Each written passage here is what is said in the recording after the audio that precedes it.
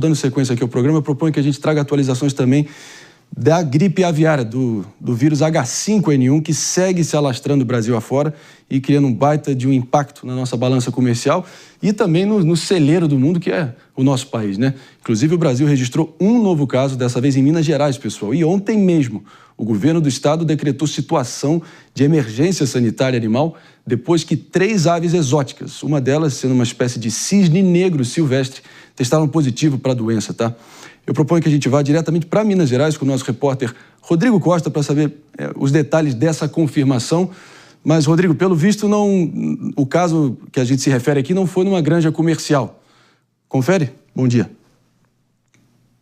Bom dia, Marinho. Confere sim, mas o governo de Minas decretou, então, a situação de emergência sanitária animal em risco da disseminação da gripe aviária no estado. A decisão ela foi tomada após confirmação do caso de influenza aviária de alta patogenicidade em aves ornamentais criadas sem o objetivo de consumo humano na Grande Belo Horizonte. São 2 gansos, tá? E uma espécie de cisne negro silvestres mantidos em um sítio na cidade de Mateus Leme e não em uma granja comercial.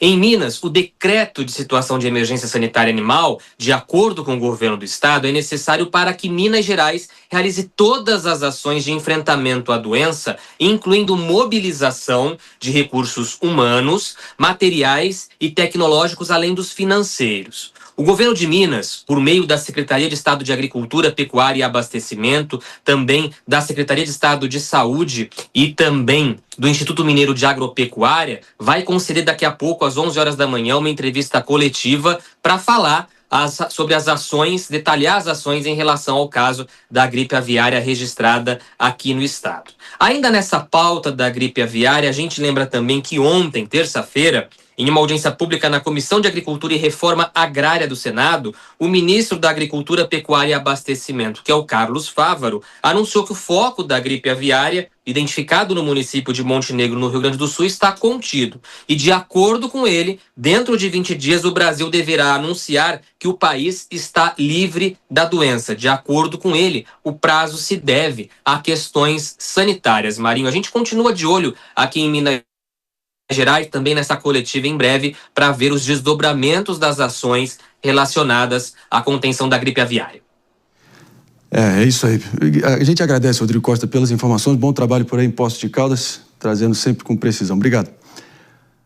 Agora é aquilo, né? Há uma distância continental, David Tarso, entre realmente a gripe aviária, o H5N1 estar contido, de acordo com o ministro Fávaro e com o pronunciamento dele ontem na comissão, e Minas Gerais decretando o estado de emergência no dia seguinte. E aí, em que pé de fato estamos? Que é protocolar, né? É obrigatório decretar emergência justamente porque esse caso foi detectado, então, nessas 3 aves, nos 2 gansos e no cisne negro.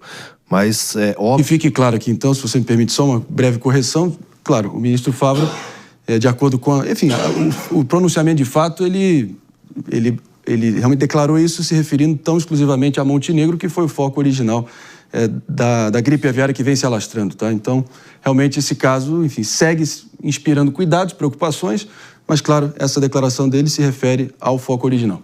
Em Montenegro, né, onde foi detectado o primeiro episódio. Exatamente. Mas agora esse novo episódio em Minas Gerais mostra que justamente as aves migratórias estão com o vírus e estão circulando. O receio é caso atinja novas granjas comerciais. A gente sabe que há uma restrição por parte das granjas, seja ela grande ou pequena, são colocadas telas justamente para que essas aves silvestres não adentrem ali na granja para evitar a proliferação do vírus, mas há o receio de que uma ave contaminada então entre, às vezes a tela fura e tem contato com as aves que estão ali, com as galinhas, né, que estão, sejam elas poedeiras ou de corte, que estão ali represadas naquele ambiente, e isso se dissemina de uma forma muito rápida. Então, por isso que é importante fazer a detecção e também essas barreiras sanitárias que estão sendo criadas a partir do momento que foi detectado esse caso em Montenegro. Mas, mais uma vez, enfatizo, só foram adotadas medidas depois que o primeiro episódio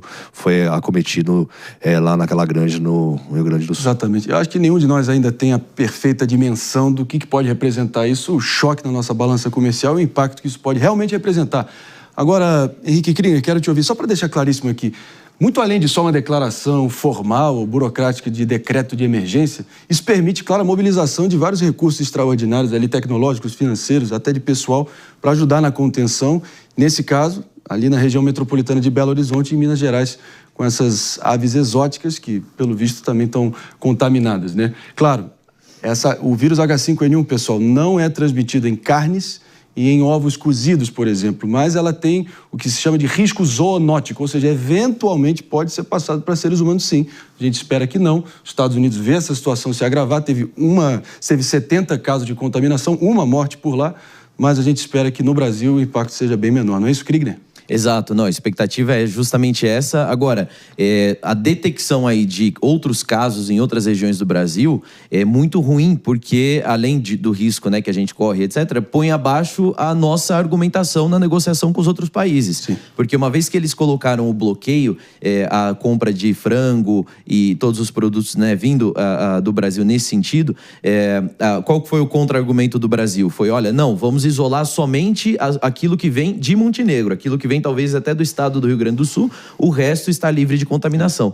Com esses novos casos surgindo, então agora esse argumento cai por terra. E aí como é que fica a negociação com esses países, por exemplo, a China e outros grandes países que são grandes compradores nossos e que agora a gente não tem muito o que dizer, né? Porque eles podem dizer, olha, não, outros casos estão sendo detectados aí, o que garante que a carne o frango desses outros lugares também não está contaminado? Então vai dar mais trabalho ainda para o Ministério, com certeza, de comprovar de que as carnes feitas para comercialização e exportação, elas não estão contaminadas. É mais trabalho aí para o Ministério. E seguindo